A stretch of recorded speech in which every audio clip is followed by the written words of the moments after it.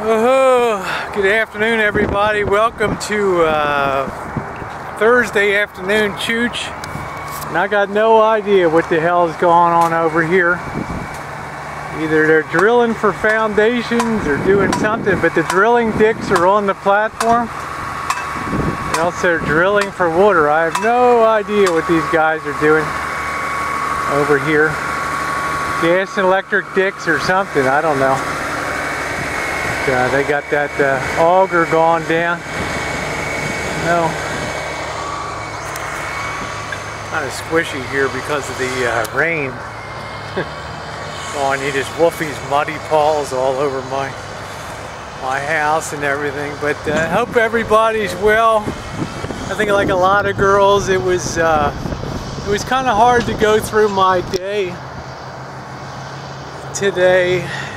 At time, you know, reflecting on the death of YouTube channeler hopefullkylee, who many of us knew as Kaylee Johnson,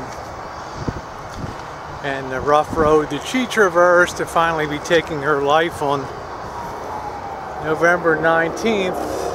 And a lot of different feelings crossed my mind during the day. Of course, you feel sadness, but I also feel angry as hell at the life thrown away. And I just think no matter how bad things are, you just can never know what's around the next bend. And I think like a lot of girls, I probably, you know, a lot of girls went back and reviewed some of her YouTube. Yeah, I got my hat. It's windy as hell out here. Today I went back and looked at her YouTube vids, and I'd always stayed pretty current on her stuff. She didn't upload that much stuff, so.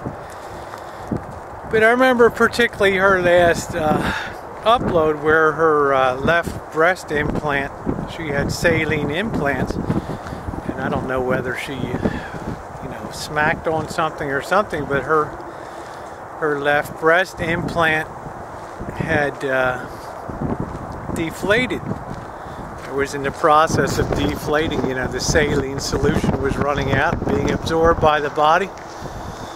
Harmless, except to her psyche. And you could see she's sitting there saying, that's all I need now with everything else I got going on, is to have to go in and get this tended to, this breast implant. Of course, what they do is just open a small incision, pull out the deflated one, and, you know, put in a new one. It's not really a major production to do that, but you could, you know, it really bothered her a lot.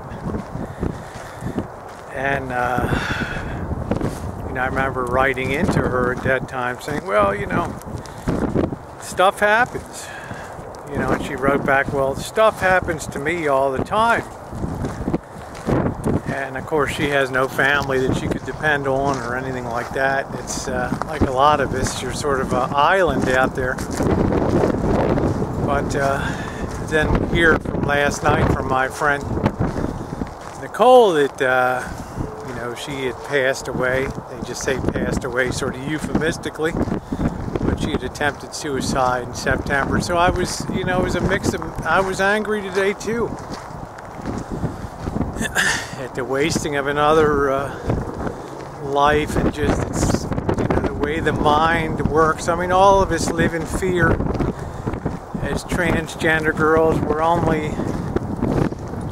as good as our mind allows us to be on our journey. And there's many days I lay in bed some nights and I cry and I think about some of the risks of being transgendered and losing family, and you know, it's always the next coming out. It's always the next person that's going to find out. It's always what I call those mountains to climb of, you know, what's going to happen? What's the reaction going to be? And it just never, ever lets up. And you find yourself thinking, laying in bed and thinking, you know, I'm a post-op. If I'm ever jailed or hospitalized or something like that, you always hope that you're not going to be a subject of abuse or ridicule or, God forbid, poor substandard medical care, because people take their beliefs out on people. But one of the things I've always learned about the medical field is the doctors are able to put aside their things and take the Hippocratic oath to do no harm. By and large, I mean, I've known a lot of doctors that are really dicks, but the last thing they would do was ever gear down their medical care to punish somebody. So, but yeah, it's scary. You know, I get scared of a lot of things in the future, a lot of responsibilities, and a lot of things going forward. But I'm not the kind of girl to run from that. I mean, I've stood on the edge of the Golden Gate Bridge on the railing and slipped down, and it was only by the grace of God that under my knee caught on the rail upside down, and I managed to right myself. You know, because I wouldn't be here today. And I was looking at some statistics for Transgender Remembrance Day yesterday, and about 1/3 of the transgender people attempt suicide. And I think of myself and my own journey, and just beating myself up like, what the hell is wrong with me? How could I be such a son of a bitch to my family and do this thing that I'm just laying in bed and just beating the pillow and saying, why can't I just feel normal in life? You know, week in, month out, just, you know, when you're out on your own and you're just there alone, maybe living in a cardboard box, the tip of Manhattan, or you just think to yourself, how stupid could I be to have brought this on yourself? And then at the end of the day, you realize you have no control over who you are.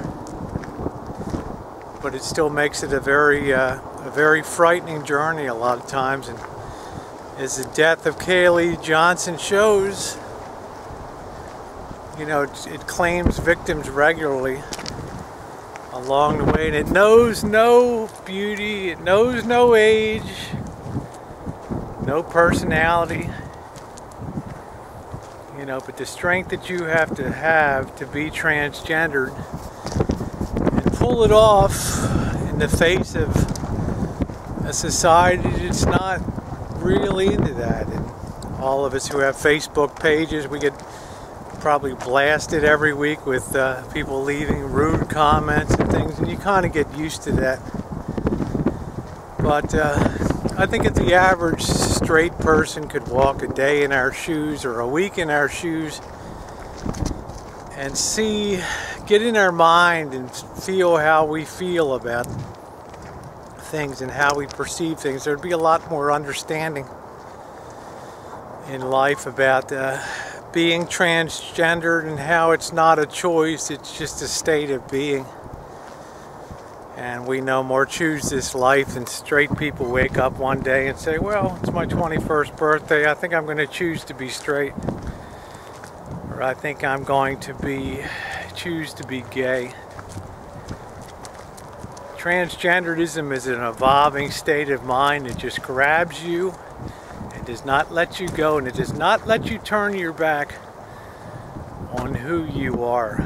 You don't think somebody like Kaylee, knowing 5-8 years ago that there would be a choice ahead and she would have to sacrifice her life to go down this path, you don't think she would have thought about things? But I can tell you what, I can almost guarantee you that she would have forged ahead with her journey nonetheless, because it's just something that we are and not something that we're playing at, pretending to be insane, out of our minds. We're people like everybody else, but we're just people with a hell of a big difference in this. And one of the realities of being transgendered, transitioning, going through the whole process is, even when you're completed the process, or even when you're living as a woman full-time, the struggles do not end. There are always more mountains to climb, always more people to know, always more pain, with a little bit of mixed in joy. People often write to me and say, oh, how in the hell, you know, how can you and Missy Jen end up together? And geez, you know, you'd think that you'd go out and get yourself a guy and live a happy life. It's because I find that, you know, a lot of men and I've known in my life, with rare exception, you know, they say one thing, but they act another when it comes to accepting transgender girls. And I understand that. It's, you know, it's the way it is. But when you have transgender girls end up with other transgender girls in post-ops and pre-ops because they understand, they have the meeting of the mind, that they can connect perfectly and understand exactly what that other person is feeling and going through, and as a result they can exactly lift them up in the right spot mentally to make them feel better. This is why so many of us end up with our sisters or our brothers if they're trans men. So anyway, just my 2 cents worth today on a very touchy, sad day for me. But I do wish all of you a wonderful Thursday, and we'll be back on our game tomorrow. Thanks for watching.